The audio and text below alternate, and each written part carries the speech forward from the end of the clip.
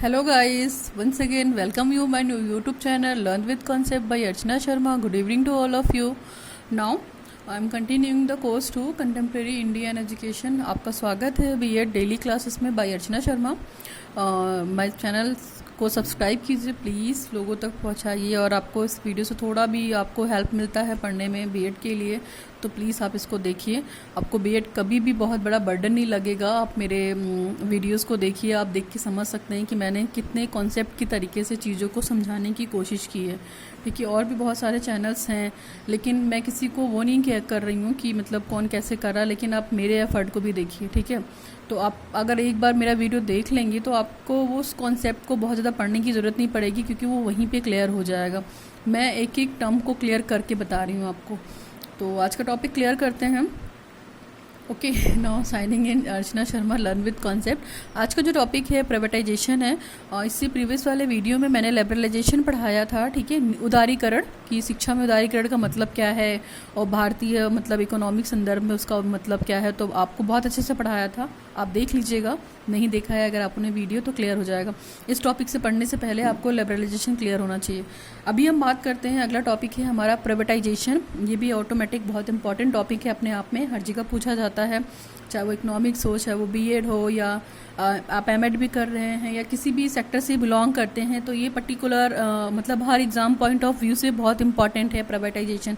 आपको मीनिंग तो पता ही होना चाहिए और भारत में प्राइवेटाइजेशन की वैल्यू क्या है और प्राइवेटाइजेशन एजुकेशन से कैसे कंसर्न है ना. प्राइवेटाइजेशन ऑफ एजुकेशन क्या होता है, एडवांटेज क्या है, डिसएडवांटेज क्या है, इसकी नीड क्या है, इंपॉर्टेंस क्या है, प्रॉफिट है ना, और पब्लिक सेक्टर और प्राइवेट सेक्टर में मतलब क्या है, दोनों में डिफरेंसेस क्या है. तो स्टार्ट करते हैं प्राइवेटाइजेशन. प्राइवेटाइजेशन का मतलब है निजीकरण. निजीकरण इन द सेंस कि खुद है ना, निजी मतलब हमारी. जैसे सपोज कीजिए दिस इज पेंसिल और this is a pencil, this is a my pencil. तो क्या है, इस पेंसिल पे मेरा खुद का निजीकरण है. दिस इज माई पेंसिल, इसको कोई नहीं ले सकता. क्यों? क्योंकि इसकी ऑनर मैं हूँ, इसे मैंने बाय किया है. ठीक है, तो मैंने सिंपल सा एग्जाम्पल दिया. तो प्राइवेटाइजेशन का मतलब ही वही है कि हमारे अंदर किसी भी चीज़ को लेके वो जो पूरी ऑनरशिप है, यानी कि इसको कह सकते हैं मालिकाना हक, वो कहलाता है प्राइवेटाइजेशन. ठीक है, यानी कि हमने अगर कोई चीज़ बाय की है तो उस पर हमारा हक है. ठीक है, तो इसके बारे में ही बात करते हैं, मीनिंग समझने की कोशिश करते हैं सिंपल टर्म में. Privatisation is the transfer of control of ownership from public sector to the private sector. आपको पता है कि पहले दो सेक्टर थे. ठीक है, पब्लिक सेक्टर और प्राइवेट सेक्टर. तो अभी जो बात की जाए, दो तरीके के सेक्टर होते हैं. ठीक है, तो जिससे पहले जो हमारा पब्लिक सेक्टर, यानी कि पब्लिक सेक्टर का मतलब है यहाँ पे कि सभी का मतलब उसमें जो हस्तक्षेप हो वो पूरी तरीके से गवर्नमेंट का भी हो, स्टेट गवर्नमेंट का भी हो, लोकल गवर्नमेंट का भी हो, प्लस पब्लिक का भी हो, तो उसको हम बोलते हैं public sector. But private sector उससे डिफरेंट है क्योंकि यहाँ पे पब्लिक सेक्टर में क्या होता है, किसी की भी ऑनरशिप को आप डिफाइन नहीं कर सकते. यहाँ पे केवल गवर्नमेंट इंटरफेयर कर सकती है, गवर्नमेंट का कब्जा हो सकता है और कंट्रीब्यूशन सभी का हो सकता है. लेकिन प्राइवेट सेक्टर में क्या है, प्राइवेट सेक्टर में जिसने वो सेक्टर को बाय किया है, जिसने उस सेक्टर को खरीदा है, केवल वो उसी को ऑनरशिप रहेगा. यानी कि सिंपल तरीके से देखा जाए कि पब्लिक सेक्टर्स का जो ऑनरशिप है वो प्राइवेट सेक्टर को दे दिया जाए. ठीक है, पब्लिक सेक्टर से जो चीज़ें हैं वो प्राइवेट सेक्टर में कंट्रोल कर दी जाए, मतलब दे दी जाए, तो वो क्या हुआ, हमारा प्राइवेटाइजेशन हो गया. यानी कि ट्रांसफ़र जो एक तरीके से बोल सकते हैं कि गवर्नमेंट सेक्टर का जो कंट्रोल है हमारे पब्लिक प्राइवेट प्रॉपर्टी पे या पब्लिक कंपनीज़ पे या स्टेट पे या जो भी बहुत सारी प्रॉपर्टीज़ हैं, राइट्स हैं, है ना, ऑनर्स हैं, उनका ऑनरशिप उठाकर हम किसको दे दें, प्राइवेट कंपनी को या प्राइवेट सेक्टर को, तो वो कहलाता है हमारा प्राइवेटाइजेशन. यानी कि उसका जितना भी लेना देना है, उसका देखना है, लागत है, प्रोडक्शन है, कंजम्पशन है, ये सारी चीज़ें कौन देखेगा, प्राइवेटाइजेशन. यानी कि निजीकरण वो पर्टिकुलर कोई बंदा देखेगा जिसने उसको खरीदा है. तो प्राइवेटाइजेशन का मतलब ये हो गया कि ट्रांसफर ऑफ ओनरशिप, यानी कि आप जिस चीज़ के मालिक हैं, गवर्नमेंट अगर किसी चीज़ की मालिक है और उसने उसको निजी हाथों में बेच दिया है, अपनी किसी कंपनी को प्राइवेट सेक्टर में बेच दिया है, तो उसका मालिक कौन हो गया, गवर्नमेंट नहीं हुआ, उसका मालिक उसने जिसने खरीदा है वो हुआ और उसका मैनेजमेंट भी वही हुआ. ठीक है, तो गवर्नमेंट वहाँ पे इंटरफेयर नहीं करेगी बहुत ज़्यादा. नाउ नेक्स्ट है, it means the conversion of property rights from the public to the private owner.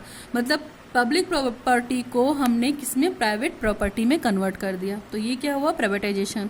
When common people और private institution have predominance over them and they are under their control then it is the field of work, ठीक है, that is called the privatisation. देखिए उन्होंने बेच तो दी चीज़ें, उन्होंने property को बेच दिया या बोल दिया, शिक्षा के संदर्भ में बात करते हैं हम कि मान लीजिए उन्होंने बोल दिया कि एजुकेशन सेक्टर को आप प्राइवेट सेक्टर में ले लीजिए, ठीक है, तो प्राइवेट सेक्टर में जब वो ले लेगा तो जाहिर सी बात है उसका बस थोड़ा बहुत सा इंटरफेरेंस रहेगा, लेकिन ओवरऑल पार्टनरशिप उसी की रहेगी जिसने वो स्कूल खोला है या जिसने वो संस्था खोली है।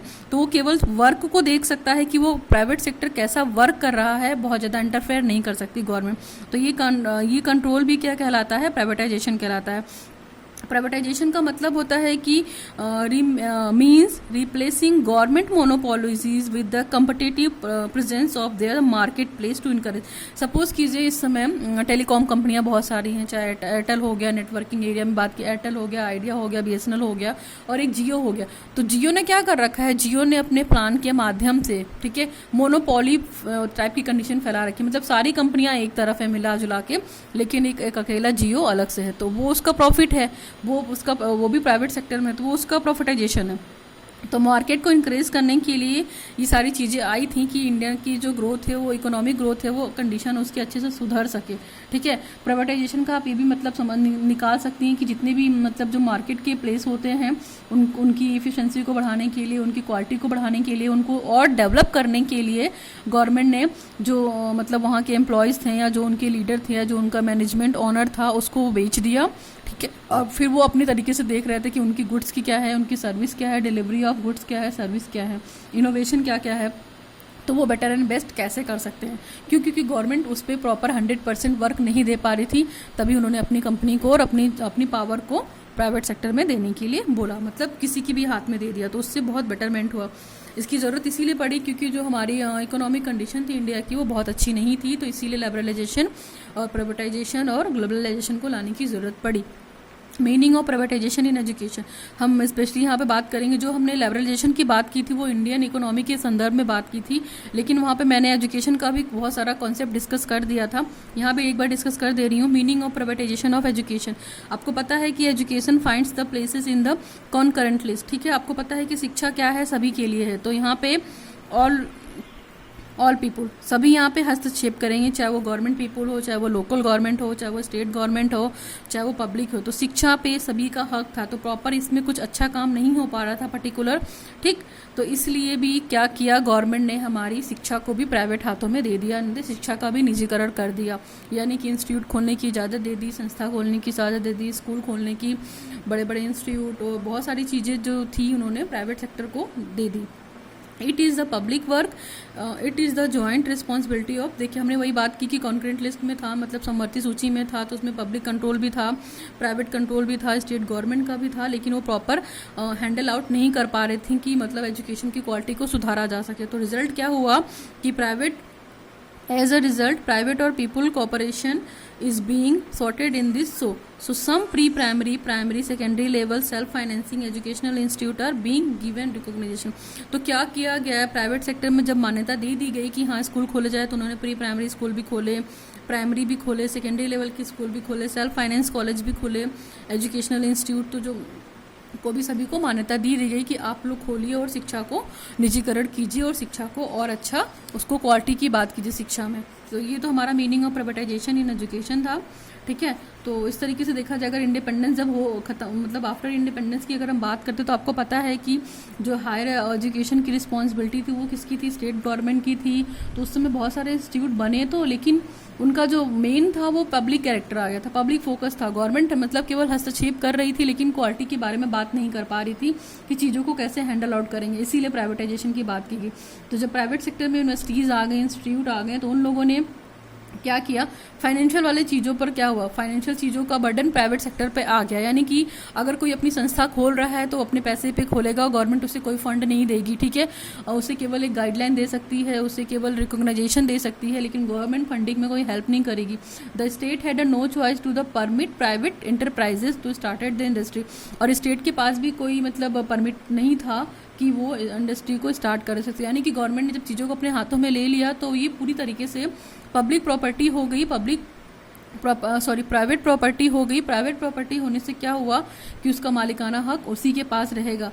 तो जो ये एलपीजी का कॉन्सेप्ट आया था, लिबरलाइजेशन, प्राइवेटाइजेशन और ग्लोबलाइजेशन, तो पूरी तरीके से उसने क्या किया, शिक्षा के क्षेत्र को बहुत सारे भागों में कैटेगराइज कर दिया है ना। चाहे वो हायर एजुकेशन हो, हमारी जो शिक्षा है वो केवल ग्रेजुएशन तक लिमिट तो है नहीं कि हम ग्रेजुएशन तक पढ़ लें, उसके बाद हमें पढ़ना नहीं, हमें अच्छी जॉब मिल जाएगी। तो एजुकेशन जो दी जाने लगी वो जॉब ओरिएंटेड एजुकेशन दी जाने लगी। टेक्निकल एजुकेशन की बात होगी, बहुत सारे एजुकेशनल इंस्टीट्यूट भी खुल गए, टेक्निकल इंस्टीट्यूट भी खुल गए, जहाँ पे BTech, MBA, business related courses के लिए भी बहुत सारे इंस्टीट्यूट खुल गए। तो ये सारी चीज़ें थी। और देखिए गवर्नमेंट ने और भी बहुत सारी पावर दे दी थी कि जो मतलब ये प्रोफेशनल डिसिप्लिन टाइप के स्कूल्स हैं उनको भी खोला जाए। ओपन यूनिवर्सिटी भी खोलने की परमिशन दे दी कि जिससे कुछ बच्चे मतलब काम की वजह से कुछ लोग नहीं पढ़ पा रहे हैं या आने जाने में दिक्कत है, तो उनके लिए ओपन यूनिवर्सिटी भी खुलवा दी, ओपन स्कूल्स भी खुल गए। ऑटोनॉमस स्कूल भी इसमें इंक्लूडेड थे। तो इसमें ट्रेनिंग सेंटर्स वगैरह, जो कोचिंग क्लासेस चलती थी, टीचर्स ट्रेनिंग क्लासेस चलती थी, उनके लिए था।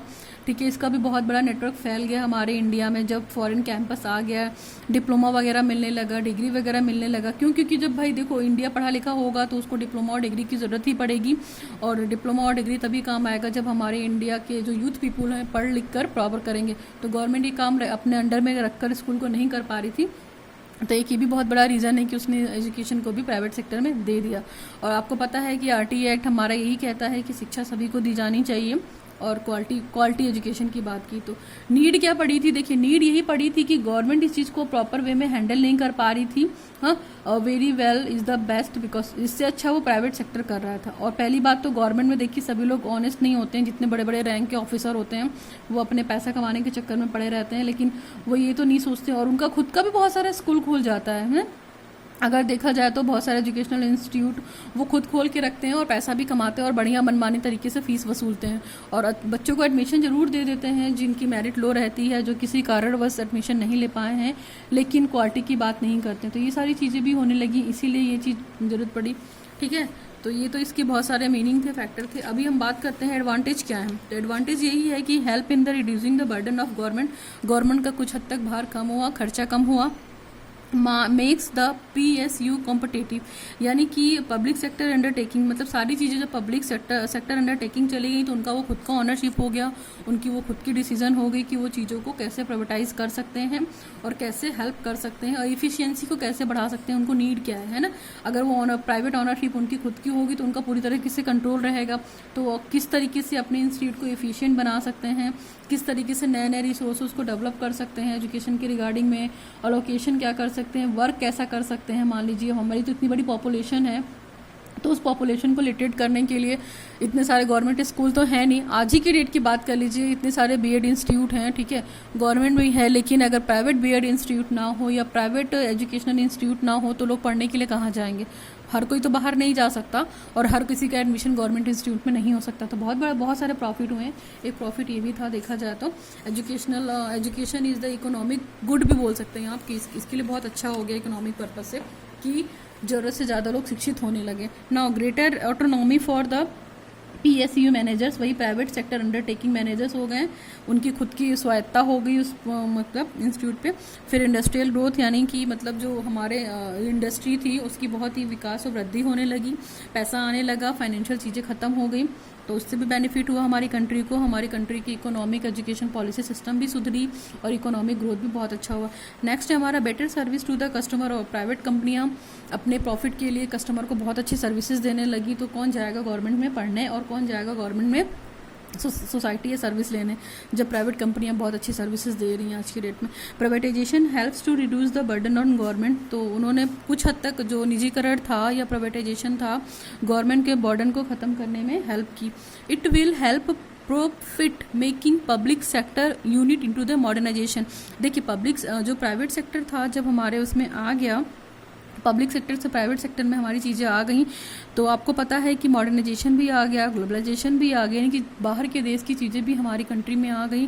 तो हमारा क्या हुआ, डेवलपमेंट हुआ, हमारी ग्रोथ हुई है ना, हमारी लिमिट्स ख़त्म हुई कुछ हद तक।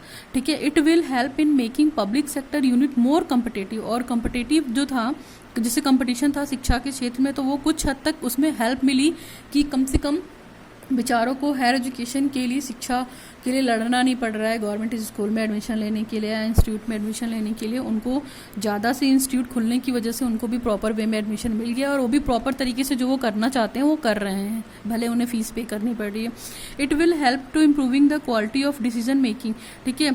ये भी हेल्प हो गया कि जिसने कंपनी खरीद लिया, जिसने स्कूल खोल लिया है, तो वो अपने डिसीजन को खुद लेगा और उसके डिसीजन में इम्प्रूवमेंट होगा, क्योंकि जो भी कंपनी या संस्था खोलेगा वो उसको प्रॉफिट के लिए ही खोलेगा।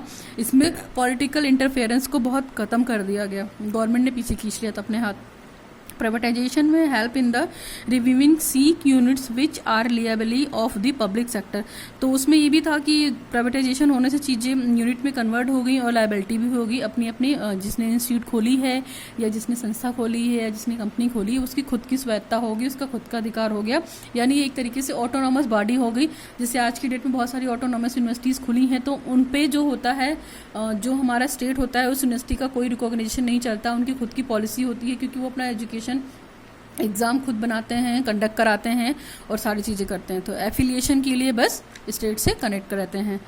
नाउ नेक्स्ट है हमारा, it encourages the new innovations without any restriction. बिना किसी बाउंडेशन के, बिना किसी विरोध के, बिना किसी पाबंदी के नए नए विचार आए, नए नए आइडियाज़ आए और नए नए आइडियाज़ और ट्रेंड्स आए, तो हमारी कंट्री का डेवलपमेंट हुआ और हमारी इंडस्ट्री भी ग्रो की। तो बहुत सारे प्रॉफिट ही प्रॉफिट हुए। Now increase the foreign investment. हमारे फॉरेन कंपनी ने भी इन्वेस्ट किया, फॉरेन यूनिवर्सिटी ने भी इन्वेस्ट किया हमारी कंट्री में, पढ़ाई से रिलेटेड लेके बहुत सारी यूनिवर्सिटीज़ भी खुल गई। फॉरेन कैंपस भी है हमारे भारत में, जिसका प्रॉफिट आज लोगों को है, और India as well as foreign company increases in the efficiency, और उसकी प्रभाविता पे भी बहुत फ़र्क पड़ा। नेक्स्ट बात करते हैं डिसएडवांटेज। डिसएडवांटेज क्या है? Encourage the growth of the monopoly power. यहाँ पे क्या हो गया ना कि कंपनी आने से मतलब एक तरीके से आप समझ सकते हैं कि जो पब्लिक वाली चीज़ें थी, यानी कि जो गवर्नमेंट वाली चीज़ें थी, वो तो कम हो ही गई, उनको प्रोत्साहन नहीं मिला। और मोनोपोली को प्रोत्साहन का मतलब हो गया कि बहुत सारी चीज़ें एक प्राइवेट सेक्टर में चली गई हैं। मान लीजिए एक, जैसे कोई कंपनी बहुत अच्छे से ग्रो कर रही है तो बाकी कंपनी तो हट जाएंगी, तो एक ही लोगों का वर्चस्व आ गया, मतलब कंपटीशन हो गया, स्ट्रगल हो गया एक तरीके से देखा जाए तो, जो नहीं सर्वाइव कर पा रहे हैं। तो वो सर्वाइव करने के लिए क्या करते हैं, बहुत सारे प्लान बना देते हैं, बहुत सारे नेटवर्किंग एरिया बना देते हैं अपने कस्टमर को अपनी तरफ खींचने के लिए, बच्चों को अपनी तरफ खींचने के लिए। तो एक तरीके से मोनोपोलाइजेशन हो गया। जैसे जियो का एग्जांपल दिया मैंने, जियो मार्केट में अपने आप में एक मोनोपोली पावर है देखा जाए तो, क्योंकि उसके कंपैरिजन में जितने भी मोबाइल नेटवर्किंग के प्लान है वो शायद बहुत ज़्यादा कॉस्टली हैं, या जो भी हैं लोग वेयर नहीं कर रहे हैं। तो जियो एक अकेले खड़ा है और बहुत सारी कंपनीज, मार्केटिंग डिजिटल कंपनीज अपने आप अकेले खड़ी हैं, लाइक आइडिया, एयरटेल, BSNL। तो BSNL भी क्या करता है, BSNL भी अपने प्लान को अच्छा कर देता है, पैसे थोड़े कम कर देता है, तो लोग मतलब मार्केटिंग डाउन है। तो मोनोपोली टाइप की कंडीशन आ गई कि जो मार्केटिंग में जितना अच्छा सर्वाइव कर लेगा उसी का वर्चस्व रहेगा। एक तो प्राइवेटाइजेशन में भी prefer only for profit making. तो प्राइवेटाइजेशन सिर्फ इसी पर्पज से ही हुआ था उसका कि जो पब्लिक सेक्टर अंडरटेकिंग चीज़ें हैं उनको प्रॉफिट मिल सके। अनबैलेंस डेवलपमेंट ऑफ इंडस्ट्रीज, जब बहुत सारी चीज़ें खुल जाएंगी तो चीज़ें बैलेंस तो होंगी ही नहीं होंगी। ज़रूरत से ज़्यादा कुछ भी होता है तो वो अपने आप को डाइजेस्ट नहीं होता है और कवर अप भी नहीं हो पाता। क्यों? क्योंकि उसका हम बैकअप नहीं ले पाते हैं और हम चीज़ों को संभाल नहीं पाते हैं। भाई हमारे भी 24 घंटे होते हैं, 2 हाथ है 2 पैर है, तो उससे ज़्यादा, जैसे सपोज़ कीजिए ज़रूरत से ज़्यादा अगर हम खा लेते हैं तो हमारा सिस्टम ख़राब हो जाता है, डाइजेस्टिव सिस्टम ख़राब हो जाता है ना। तो उसी तरह ये चीज़ें भी हैं कि ज़रूरत से ज़्यादा कुछ भी हो तो हमारी कंट्री के लिए भी फ़ायदा नहीं है, नुकसान ही है, हमारे खुद के लिए भी। नेक्स्ट है compromise of social justice and public welfare. देखिए सोशल जस्टिस से मतलब सामाजिक न्याय की बात नहीं की गई थी, सामाजिक न्याय की बात नहीं की गई थी। इसके बाद जो जनता रह रही है उनके अच्छाई के बारे में बात नहीं की गई थी, बस वो यहाँ पे बिजनेस चला रहे थे अपना। तो इससे भी कॉम्प्रोमाइज़ करना पड़ा गवर्नमेंट को। ठीक है, इंक्रीज इन द करप्शन, और भ्रष्टाचार बहुत ज़्यादा बढ़ गया, इंडस्ट्रियल बीमारियाँ शुरू हो गई, लैक ऑफ वेलफेयर, अच्छी चीज़ों की कमी हो गई। फिर क्लास स्ट्रगल, मतलब जो मिडिल क्लास है, लोअर क्लास है, वो तो बहुत ही स्ट्रगल करेगी। ठीक है, इंक्रीज इन इनइक्वालिटी, असमानता आ गई। असमानता इन द सेंस की जैसे जिन्होंने इंस्टीट्यूट खोल लिया है वो तो पैसे वाले हो गए, उनको प्रॉफिट हो गया, फिर यहाँ पे मिडिल क्लास सर्वाइव कर रहा है, या जो पूंजीवाद थे उनको भी बहुत तरह का फ़ायदा हुआ। लेकिन जो हमारी लोकल जनता थी, हमारी पीपुल जनता है, हमारा पीपुल है, तो वो काफ़ी मतलब असमानता आ गई है ना, चाहे वो पैसे को लेकर हो या किसी भी चीज़ को लेकर हो। अपोजिशन बाय एम्प्लॉयज़, और एम्प्लॉयज़ की अपोजिशन भी शुरू हो गई। अपोजिशन इन द सेंस कि देखिए जो फॉरेन यूनिवर्सिटीज़ हैं या जो फॉरेन कैंपस है, इंडस्ट्री है, वहाँ पे तो लोग पढ़े लिखे लोग काम कर रहे हैं, तो उन लोगों ने क्या किया, गवर्नमेंट लोगों को अपोज करना, गवर्नमेंट एम्प्लॉय को अपोज करना शुरू कर दिया। तो ये सारी चीज़ें भी थी। नेक्स्ट है प्रॉब्लम ऑफ फाइनेंसिंग। फाइनेंस की भी प्रॉब्लम आने लगी कि अगर इंस्टीट्यूट या संस्था कुछ भी खोलना है तो उसके लिए फंड कौन देगा, गवर्नमेंट नहीं दे सकती है। नेक्स्ट है increase in the unemployment. Government sector से बहुत सारी चीज़ें अनएम्प्लॉयड हो गई हैं। फिर इग्नोर द वीकर सेक्शन, हमने बात की कि जो SC ST वीकर सेक्शन में आपको पता ही है कि SCs आ गए हैं ना, STs आ गए जो जिनको हम बिल्कुल माइनॉरिटीज़ भी आ गए यहाँ पे, जिनको जो शिक्षा से भी वंचित हैं और हर तरह की सुख सुविधाओं से भी वंचित हैं। तो ये भी बहुत बड़ा एक ड्रॉबैक था, नेगेटिव पॉइंट था, डिसएडवांटेज कह सकते हैं आप।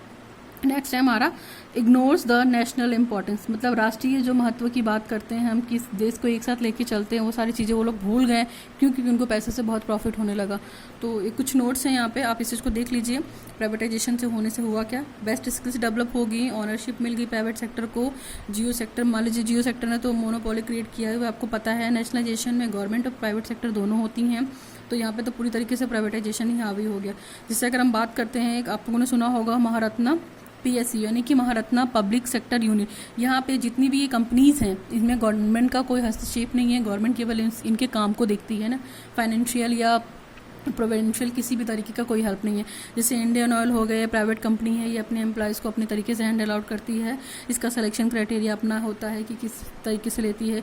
ONGC हो गई है ना, और इसके बाद कोल इंडिया लिमिटेड हो गया, गेल लिमिटेड हो गया, सेल हो गया, भेल कंपनी हो गई, इसके बाद NTPC है। तो ये क्या है, गवर्नमेंट यहाँ पे एज ए सपोर्टर काम कर रही है, लेकिन ये सारी कंपनियों को गवर्नमेंट ने क्या कर दिया है, प्राइवेट सेक्टर में दे दिया। तो ये सारी प्राइवेट कंपनियाँ हैं जो आज की डेट में अच्छा सैलरी दे रही हैं गवर्नमेंट के कंपैरिजन में, और अच्छा काम भी कर रही हैं इकोनॉमिक ग्रोथ में। जिस आप ये सोच लीजिए कि ऑयल कंपनीज़ हैं, तो जाहिर सी बात है कि हमारा जो एक्सचेंज होगा ऑयल का या जो भी होगा तो वो ज़्यादा मात्रा में होगा, क्योंकि कंपनी प्राइवेट है और क्वालिटी भी बेटर है। तो ये सारी चीज़ें भी बेनिफिट हुई थी महारत्न PSU में, ठीक है, इस चीज़ को याद रखिएगा। प्राइवेट सेक्टर में थोड़ी सी और बातें कर लेते हैं। आपको पता है कि पहले जो इलेक्ट्रिसिटी गवर्नमेंट के सेक्टर में थी तो लाइट आती ही नहीं थी, 10-10 घंटे लाइट नहीं आती थी। बट आज की डेट में प्रॉब्लम सॉल्व है, क्यों, क्योंकि उसका जो हैंड है वो कहाँ दे दिया गया, in the hand of private sector. यानी कि बिजली डिपार्टमेंट भी प्राइवेट सेक्टर को दे दिया गया है, और बहुत अच्छा, बहुत प्रॉफिट सेक्शन है, और प्रॉफिट ही एक तरीके से देखा जाए तो जो बिजली गवर्नमेंट हमें दे रही थी वो ना तो प्रॉपर दे रही थी और ना ही हो रहा था। कभी वोल्टेज लो है तो कभी है ही नहीं, तो मतलब ना के बराबर बिजली रहती थी। पर आज की डेट में बहुत अच्छी बिजली मिल रही है हमें, ठीक है, तो ये भी प्रॉफिट हुआ। नेक्स्ट अगर बात की जाए तो प्राइवेटाइजेशन जैसे क्यों आया, अमेरिका में था, चाइना में था, तो इन सब कंट्रीज़ ने जो कि आज की डेट में डेवलप्ड कंट्री हैं, पहले से ही प्राइवेटाइजेशन को अपने कंट्री में लागू कर रखा था। तो जाहिर सी बात है, ओपन डोर क्वालिटी है, ओपन डोर पॉलिसी है, तो फेवर में है और ये सब कर भी रहे हैं। तो इंडिया ने भी इन सब चीज़ों को देखा कि अगर हमारी इकोनॉमिक ग्रोथ को इंक्रीज़ करना है तो हमें प्राइवेटाइजेशन को लाना ही पड़ेगा, अपने बिजनेस के रूल को, ट्रेड को रूल को थोड़ा सा चेंज करना पड़ेगा, लोगों से मैचअप होना पड़ेगा। तो कम से कम अगर देखा जाए आज की डेट में तो 18 ऐसे सेक्टर हैं जिनका जो पूरा मतलब ओनरशिप है हमारी इंडियन गवर्नमेंट ने प्राइवेट सेक्टर में दे रखा है। तो आप सोचिए कि ग्रोथ है अच्छी। और इसके बाद देखा जाए हमारी इंडियन रेलवे जो है वो हमारी इंडियन गवर्नमेंट है, लिबरल है, भारतीय रेल है, तो वो हम उसका जो पावर और ओनरशिप है हमारे इंडियन गवर्नमेंट के पास है। Make some useful rules for develop economic. तो इंडिया ने भी बहुत सारे अपनी इकोनॉमिक ग्रोथ को या इकोनॉमिक पॉलिसी को डेवलप करने के लिए, चीज़ों को चेंज करने के लिए, बिजनेस को अच्छा करने के लिए फ्लेक्सिबिलिटी लाई। और इससे क्या हुआ कि फॉरेन सेक्टर बहुत इंक्रीज़ हुआ, जिससे बिजनेस अच्छा हुआ, एक्सचेंज का काम होने लगा, है ना, माल को लेके जो चीज़ की कमी है उस चीज़ को मंगा लो, जो चीज़ ज़्यादा है उसे बाहर भेज दो। तो ये सारी चीज़ें भी होने लगी, इंपोर्ट एंड एक्सपोर्ट का काम अच्छा होने लगा, जिससे प्राइवेटाइजेशन पर बहुत इफेक्ट पड़ा। कंपटीशन जो गवर्नमेंट सेक्टर में था, ठीक है, वो थोड़ा सा कम हुआ। और बहुत ज़्यादा गवर्नमेंट करप्शन इसलिए था क्योंकि देखिए वहाँ के लोग प्रॉपर तरीके से काम नहीं करते थे, पैसा फंडिंग चीज़ें थी लेकिन उसे लोग पर्सनल अपने जेब में डालने लगे। तो ये सारी चीज़ें भी खत्म हुई प्राइवेटाइजेशन के आने से, क्योंकि जब लोगों को अच्छा चीज़ मिलने लगा तो वो गवर्नमेंट में जाएंगे ही नहीं, वो प्राइवेट में रहेंगे। इसके बाद देखिए हमारे देश ने प्राइवेटाइजेशन को बहुत थोड़ा सा लेट ज्वाइन किया। मान लीजिए जब हम आज़ाद हुए थे 1947 में, तब पे ही कुछ काम हुआ होता तो आज हमारी इकोनॉमिक जो रेट है, इकोनॉमिक ग्रोथ रेट बहुत अच्छी हुई होती। लेकिन आप सोचिए कि ये चीज़ स्टार्ट कब हुई है, 90s में। स्टार्ट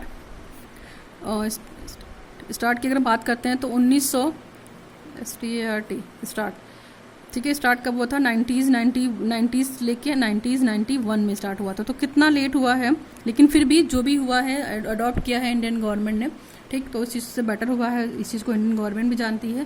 तो इसका सबसे बड़ा रीज़न इलिटरेसी भी था कि उस वक्त लोग पढ़े लिखे नहीं थे, पॉलिटिक्स बहुत ज़्यादा थी, गंवार नेता लोग थे, और इस तरह की चीज़ें थी जो वो प्रॉपर ये नहीं चाहते थे कि हमारी कंट्री ग्रोथ करे, बस वो अपना पर्सनल फ़ायदा देख रहे थे कि हम कितना कैपिटलिज्म कर सकते हैं, कितना पैसा या कितना प्रॉफिट ले सकते हैं। तो इन सब चीज़ों ये भी रिस्पॉन्सिबल थे।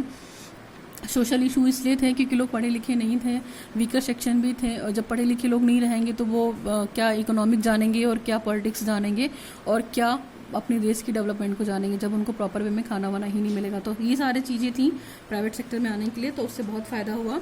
और आज की डेट में ये सारी चीज़ें हैं। अब महारत्न PSU याद रखिएगा, इसमें बहुत सारी कंपनीज़ हैं प्राइवेट सेक्टर में, ठीक है, और एजुकेशन भी है हमारा प्राइवेट सेक्टर में। तो that is more all about the private section.